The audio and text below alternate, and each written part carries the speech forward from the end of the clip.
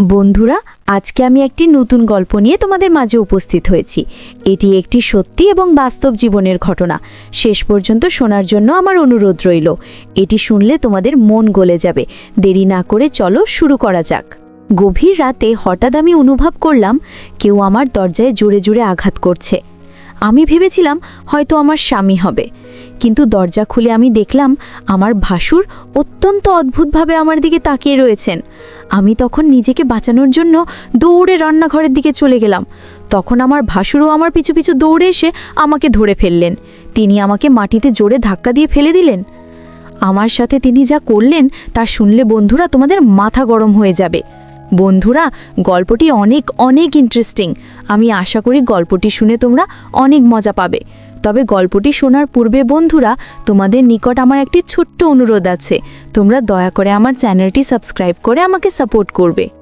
বন্ধুরা, আমার নাম অনন্যা। আমার বিয়ে হয়েছে 3 বছর আগে। বিয়ের 3 বছর পর হঠাৎ করে আমার ভাসুর আমার দিকে খারাপ নজরে তাকাতে শুরু করলেন। আমার স্বামীর সামনে আমার ভাসুর আমার সঙ্গে খারাপ কিছু করতে চাইতেন, কিন্তু আমার স্বামী আমার ভাসুরকে কিছু বলতো না। আমার স্বামী এতটা দুর্বল চরিত্রের পুরুষ ছিল যে সে নিজেই আমাকে তার দাদার হাতে সুপে দিতে চেয়েছিল। আসলে আমার স্বামী এবং আমার ভাসুর যখন তারা দুজনে স্বেচ্ছায় একে অপরের সঙ্গে নোংরা সম্পর্কে জড়িয়ে গিয়েছিল, তখন আমরা কেউই সে কথা জানতাম না। একদিন যখন আমার ভাসুর ঘরে ছিল না, তখন আমার স্বামীও যেটা নিয়ে একে অপরের সঙ্গে খারাপ সম্পর্ক ছিল, এবং আমার ভাসুর নিজের চোখে নাকি তাদের দুজনকে একসঙ্গে দেখেছিল। তখন আমার ভাসুর আমার স্বামীকে অনেক মেরেছিল। আসলে আমার ভাসুর এবং আমরা আলাদা বাড়িতে থাকতাম। আমরা একটি ছোট গ্রামে থাকতাম, এবং আমি যে গ্রামে থাকতাম তার পাশের গ্রামে অরুণ নামের একটি ছেলের সঙ্গে আমার বিয়ে হয়েছিল। অরুণ ছিল পরিবারের ছোট ছেলে, এবং আমার ভাসুরের নাম ছিল বিক্রম। বিয়ের 2 বছর পরে আমি একটি কন্যা সন্তানের জন্ম দিয়েছিলাম, কিন্তু আমার ভাসুর এবং আমার ভাসুরের স্ত্রীর কোনো বাচ্চা হয়নি। তার নিয়ে আমাদের অনেক আগে বিয়ে হয়েছিল, তারপরেও তাদের কোনো সন্তান হয়নি। কিন্তু আমার শাশুড়ি এই ব্যাপারে কোনো দিন আমার ভাসুর এবং আমার ভাসুরের স্ত্রী নিয়ে কিছু বলেননি, কারণ আমার শাশুড়ি খুবই ভালো মনের মানুষ ছিলেন। তিনি আমাকে এবং আমার স্বামীকে অনেক ভালোবাসতেন। কিন্তু আমার শাশুড়ি আমাদের সঙ্গেই পুরাতন বাড়িতেই থাকতেন। আমার ভাসুর যেটা নিজের বাড়িতে থাকতো, সেই বাড়িটা আমাদের এই পুরাতন বাড়ি থেকে কিছুটা দূরে ছিল। সেই দিন দুপুরবেলা আমার ভাসুর হঠাৎ করে আমার স্বামীকে নিয়ে নিজের বাড়ি থেকে বের করে টানতে টানতে আমাদের এই পুরাতন বাড়িতে নিয়ে আসে। তার আগে আমি জানি না কেন আমার স্বামী বাইরে থেকে অনেক দ্রুত দৌড়ে এসে বাড়ির ভিতরে ঢুকে রুমে এসে দরজা লাগিয়ে হাঁপাতে লাগলো, এবং আমাকে বলল আমাদের বাড়িতে কেউ এলে দরজা খুলবে না। আমি বললাম ঠিক আছে। ঠিক ওই সময় আমাদের দরজায় এত জোরে ধাক্কা দিতে লাগলো যে আমার স্বামীর বারণ করা সত্ত্বেও আমাকে বাধ্য হয়ে বাড়ির দরজা খুলতে হয়েছিল। আমি যখন বাড়ির দরজা খুললাম, তখন আমার ভাসুর ধাক্কা মেরে আমার স্বামীকে ঘরের ভিতরে ফেলে দিল। আমি তখন রেগে আমার ভাসুরকে বললাম, দাদা আপনি এটা কেমন ব্যবহার করছেন? দিদিকে এইভাবে ধাক্কা দিচ্ছেন কেন? ওই সময় আমার ভাসুরের চোখে অনেক বেশি রাগ ছিল। তারপরে তিনি অনেক রেগে চিৎকার করে আমার স্বামীকে ডাক দিলেন। আমার স্বামী যখন তার ঘর থেকে বের হয়নি, তখন আমি ভাসুরকে জিজ্ঞেস করলাম, কি হয়েছে, আমাকে কেউ কিছু বলবে? আমার ভাসুর তখন রেগে আমাদের রুমের দরজা ভেঙে দিয়ে আমার স্বামীর কলার ধরে ঘর থেকে বের করে তাকে জোরে ধাক্কা দিয়ে বলল, তোমার স্বামী আর আমার বউ এরা দুজন মিলে আমাকে ঠকিয়েছে। একে তো আমার ভাই বলতে ঘেন্না হচ্ছে, একে তো আমি আজ প্রাণে মেরে ফেলবো। আজ আমি একা ছাড়বো না। সাহস কি করে হলো আমার বউয়ের সঙ্গে বাজে সম্পর্ক করার? সব কিছু শোনার পরে তো আমি মাথায় হাত দিয়ে বসে পড়েছিলাম, কারণ স্বপ্নেও ভাবতে পারিনি আমার স্বামী এরকম কিছু একটা নোংরা কাজ করবে, তাও আবার তার নিজের বউতির সঙ্গে। তারপর আমার স্বামী নিজের ভুল বুঝতে পেরে আমার ভাসুরকে বলল, দাদা আমি ভুল করেছি, আমাকে ক্ষমা করে দাও। আমার ভাসুর তখন বলল, এটা ভুল নয়, অনেক বড় অপরাধ করেছিস, আর এটা শাস্তি তো পেতেই হবে। তাই আমি এক্ষুনি পঞ্চায়েতে যাব আর তোর ব্যাপারে সব কিছু সত্যি কথা বলে দেব। পঞ্চায়েতের নাম শুনে তো আমার স্বামী অনেক ভয় পেয়ে বলল, দাদা তোমার পায়ে ধরছি, তুমি আমাকে যা শাস্তি দিবে আমি মাথা পেতে গ্রহণ করে নেব, কিন্তু তুমি দয়া করে পঞ্চায়েতে যেও না। ওই সময় আমার স্বামী আমার ভাসুরের পা ধরে বলল, আমি ভুল করেছি, আমাকে ক্ষমা করে দাও। এই কথাটাকে আর বাড়াবাড়ি করো না, তাহলে আমাদের বাড়ির মান সম্মান কিছুই থাকবে না। আমার ভাসুর তখন আমার স্বামীর চুলের মুঠি ধরে বলল, মান সম্মান আর কিছু বাকি রয়েছে কি? সব কিছু তো শেষ করে দিলি। তুই যা করছিস, তোকে আমি আর কোনোদিন স্ত্রী রূপে গ্রহণ করব না। তুই যার সঙ্গে মুখ কালো করেছিস ওর সঙ্গে থাক। ওই সময় আমার শাশুড়ি ঘরে ঢুকে আমার ভাসুর এবং আমার স্বামীকে জিজ্ঞেস করলেন, কি হয়েছে তোরা? এভাবে চিৎকার চেঁচামেচি ঝামেলা করছিস কেন? ওদিকে আমার শাশুড়ি আমাকে মাথায় হাত দিয়ে কাঁদতে দেখে আমার কাছে এসে জিজ্ঞেস করলেন, বৌমা তুমি এভাবে মাথায় হাত দিয়ে কাঁদছো কেন? কেউ তোমাকে কিছু বলেছে? এই বাড়িতে কি চলছে? আমার ভাসুর তখন রেগে আমার মাকে বলল, তোমার ছোট ছেলে আর তোমার বড় বৌমা দুজন মিলে আমাদের ঠকিয়েছে। আমি নিজের চোখে দুজনকে একসঙ্গে সবকিছু করতে দেখেছি। আমার শাশুড়ি তখন আমার স্বামীর কাছে এসে বললেন, ছি ছি ছি, তুমি এরকম করবে? আমি তো কোনোদিন ভাবতেও পারিনি আজ তোমার জন্য আমার বাড়িতে এত বড় অশান্তি আর ঝামেলা সৃষ্টি হয়েছে। তারপর আমার স্বামী ভাসুরের পা ধরে বলল, দাদা তুমি যা বলবে আমি তাই করব, কিন্তু দয়া করে পঞ্চায়েতে যেও না। আমার ভাসুর তখন বলল, তুই যেমন আমার মান সম্মান নষ্ট করছিস, ঠিক অন্যরকম আমিও তোর মান সম্মান নষ্ট করে দেব। যতক্ষণ না আমি নিজের বদলা নেব ততক্ষণ আমি তোকে ছাড়বো না। আর আমার বদলা তখনই পুরা হবে যখন আমি তোর বউয়ের সঙ্গে বাজে সম্পর্ক করতে পারবো, তবে তুমি বুঝতে পারবে কতটা কষ্ট হয়। ভাসুরের মুখ থেকে এরকম নোংরা কথা শুনে আমি রেগে গিয়ে বললাম, আপনার কি মাথা খারাপ হয়ে গেছে নাকি? এটা কোনো সমস্যার সমাধান নয়, আপনি আরও বেশি সমস্যা তৈরি করছেন। আর আপনি আমার ভাসুর হয়ে এত অশ্লীল কথা কিভাবে বলতে পারলেন? আমার স্বামী তখন আমার কাছে এসে বলল, দাদা যেটা বলছে তোমাকে সেটা করতে হবে, নইলে দাদা যদি পঞ্চায়েতের কাছে চলে যায় তাহলে আমাদের কি দুর্গতি হবে সেটা তুমি খুব ভালোভাবে জানো। ওই সময় আমার শাশুড়ি বললেন, ছি ছি ছি, আমার ছেলে তোদের মতো ছেলে হওয়ার থেকে আমি বন্ধাই ভালো ছিল। ভালোই হয়েছে যে তোদের বাবা এই পৃথিবীতে নেই, না হলে তোদের এই কুকর্ম দেখে তার জান কেঁপে যেত। আমি তখন বললাম, যা কিছু হোক না কেন আমি নিজের মান সম্মান নষ্ট করব না। তাতে আমার ভাসুর যা কিছু করুক না কেন, প্রয়োজনে আমি আমার নিজের জীবন ত্যাগ করে ফেলবো, কিন্তু তাদের ফাঁদে পড়ে আমি মরে গেলেও কোনো অশ্লীল কর্ম করব না। আমার ভাসুর তখন আমার স্বামীর কাছে এসে বলল, তুই নিজের বউকে ভালোভাবে বুঝিয়ে দে, আর তা না হলে আমি কিন্তু এক্ষুনি পঞ্চায়েতের কাছে যাব। আমার স্বামী তখন বলল, তোমাকে আমার দাদার কথা মানতেই হবে। আমি তখন রেগে আমার স্বামীর গালে একটা থাপ্পড় মেরে বললাম, পাপ করেছো তুমি আর শাস্তি পাবো আমি? এমন ধরনের বিধান? আমি মরে গেলেও এই কাজ করব না। তোমার চরিত্রে দাগ আছে, কিন্তু আমি কোনোদিন আমার চরিত্রে দাগ লাগতে দেব না। আর এই জন্য আমাকে যা করতে হয় আমি তাই করব। আর তোমার মতো পুরুষের সঙ্গে আমার সংসার করা আর না করার সমান। তুমি কেমন স্বামী, নিজের স্ত্রীর মান সম্মান অন্য কারো হাতে তুলে দিতে চাইছো? সেই ভগবান যেন তোমার মধ্যে স্বামী আর অন্য কোনো মেয়ের কপালে না দেয়। আমি তখন আমার স্বামীর দিকে রেগে গিয়ে বললাম, শুধুমাত্র তোমার জন্য আজ আমাদের বাড়িতে এত অশান্তির সৃষ্টি হয়েছে, আর তোমাদের ভুলের জন্য আজ আমার মান সম্মান নিয়ে লোকে খেলতে চাইছে। তোমার এমন কি বাধ্যতা ছিল যার জন্য তুমি এত বড় একটা নোংরা কাজ করলে? আর পুরো দুনিয়াতে তুমি আমার স্বামীকে পেয়েছিলেন যে চাহিদা পূরণ করার জন্য। জি, তোমাকে আমি যতটা ভালো ভেবেছিলাম তুমি তার চাইতে অনেক বেশি খারাপ। আমার স্বামী নিয়ে একটা কোনায় দাঁড়িয়ে চোখের পানি ফেলছিল।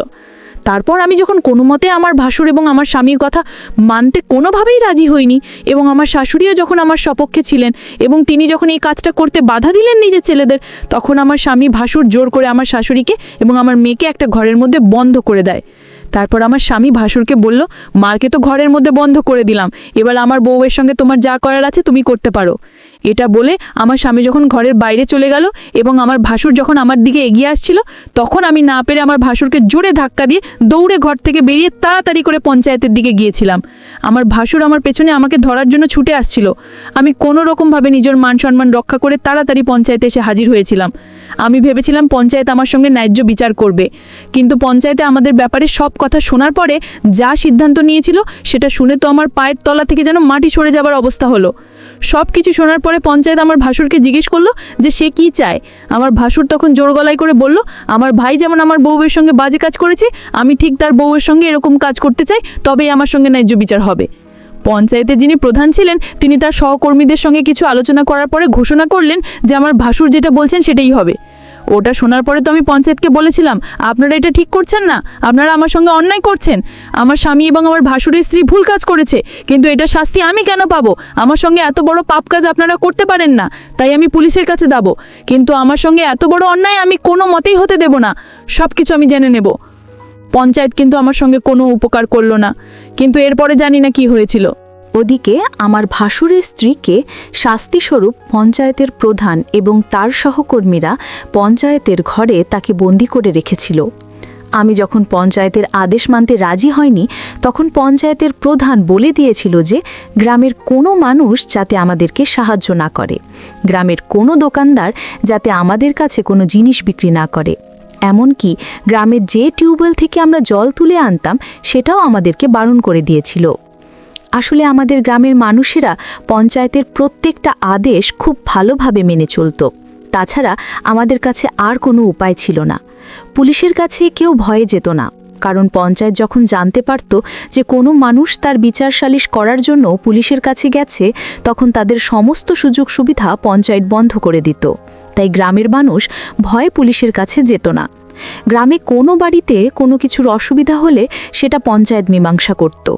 এমনকি কেউ যদি পুলিশের কাছে যেতে চাইতো, তাহলে পঞ্চায়েত তাকে কঠিন শাস্তি দিত।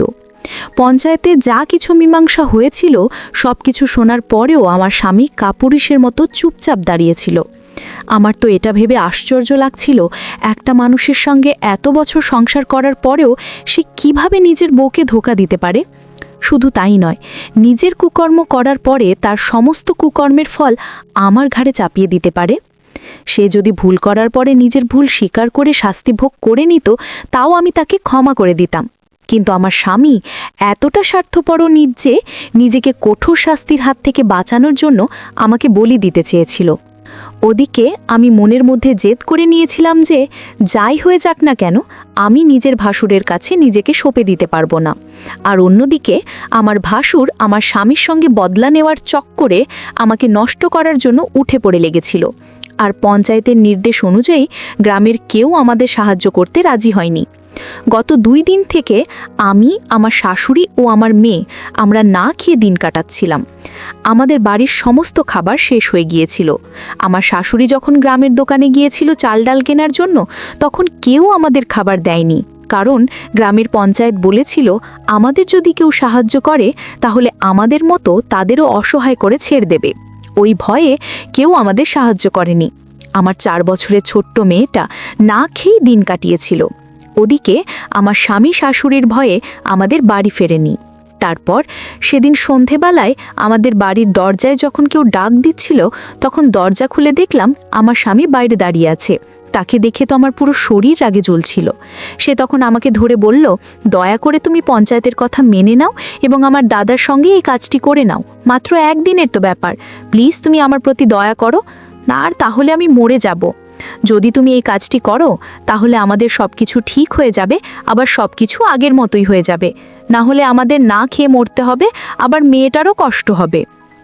আমি তখন স্বামীর কাছ থেকে নিজেকে ছাড়িয়ে নিয়ে বললাম, ঘোষামত আর আমাকে ছোঁয়ার চেষ্টা করবে না। আজ তোমার পাপের ভাগী আমরা সবাই হয়ে গেছি, আর তোমার জন্যে আমার মেয়েটা কষ্ট পাচ্ছে। ছি, ঘৃণা হচ্ছে আমার তোমাকে দেখে। আমার স্বামী তখন আমার দিকে আঙুল দেখিয়ে বলল, সব দোষ তোমার। তুমি যদি দাদার পরামর্শ মেনে নিতে তাহলে আজ এত খারাপ দিন আমাদের দেখতে হতো না। আমি তখন স্বামীকে বললাম, তুমি কি ধরনের স্বামী যে কোনো রকম দ্বিধাবোধ ছাড়াই নিজের স্ত্রীকে নিজের দাদার কাছে বিক্রি করে দিতে চাইছে?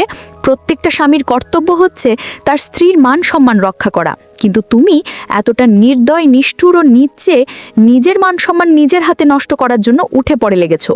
আমি তোমাকে কোনোদিন ক্ষমা করতে পারবো না। তুমি আমার চোখের সামনে থেকে দূর হয়ে যাও, নইলে আমি ধাক্কা মেরে তোমাকে বাড়ি থেকে বের করে দেবো।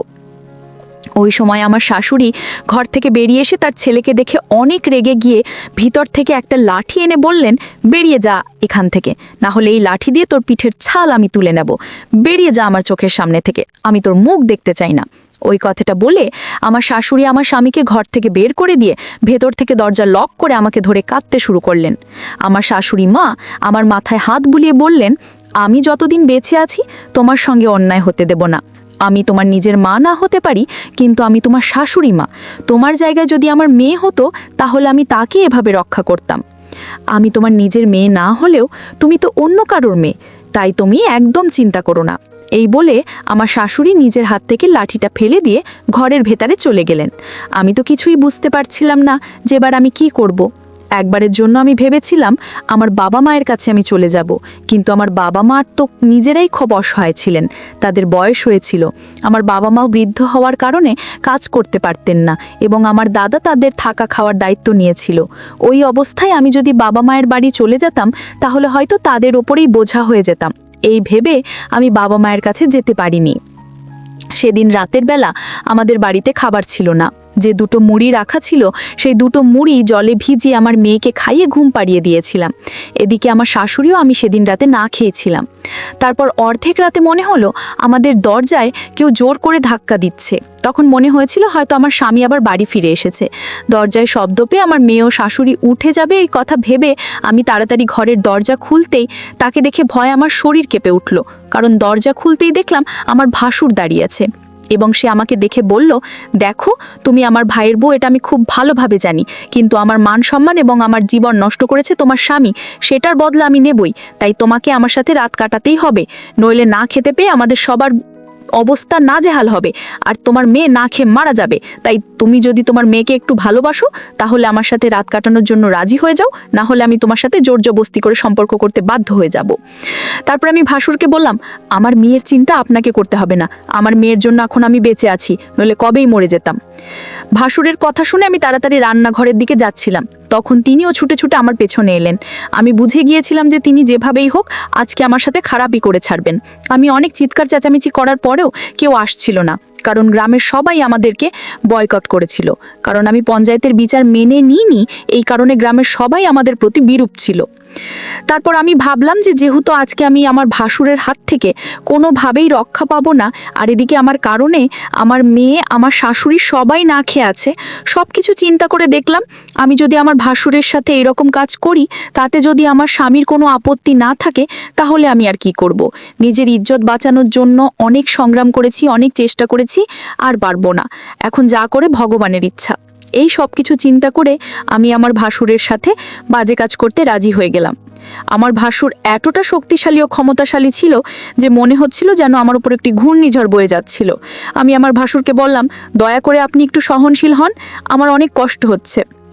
তারপরেও আমার ভাসুর আমার সাথে সারা রাত ইচ্ছে মতো এক অদ্ভুত কাজ করেছিল। মনে হয় অনেকটা রাগে আমার সাথে এরকম করেছিল। তারপর আমার ভাসুর শান্ত হয়ে সবকিছু মেনে নিয়েছিল। তারপর আমাদের পরিবারে আবার আগের মতো শান্তি হয়ে উঠেছিল। পরিশেষে আমি তোমাদেরকে বলবো বন্ধুরা, কেউ মরে পাবে, আবার কেউ মরে ধরে পাবে। আমার অতীত একই অবস্থা হয়েছিল আমার স্বামীর পাপের কারণে, এর শাস্তি আমাকে ভোগ করতে হয়েছিল। বন্ধুরা, আমি তোমাদের কি বলবো, হয়তো তোমাদের জীবনেও আমার মতো এরকম ধরনের ঘটনা ঘটতে পারে। তাই আমি তোমাদেরকে বলবো, তোমরা অবশ্যই এই পরিস্থিতিতে সাবধানতা অবলম্বন করার চেষ্টা করবে। বন্ধুরা, আজকে এই পর্যন্তই। আবারও আসবো তোমাদের মধ্যে নতুন কোনো ভিডিও নিয়ে। ভিডিওটি যদি তোমাদের ভালো লাগে তাহলে একটি লাইক দাও। প্রতিদিন আমি তোমাদেরকে একটা করে নতুন গল্প উপহার দেব। তাই তোমাদেরকে অনুরোধ করে বলছি, তোমরা যদি এই রকম ধরনের ইন্টারেস্টিং গল্প পেতে চাও তাহলে দয়া করে আমার চ্যানেলটি সাবস্ক্রাইব করো। পরিশেষে তোমাদের সকলের সুস্বাস্থ্য কামনা করি। ভিডিওটি দেখার জন্য তোমাদের সকলকে অসংখ্য ধন্যবাদ।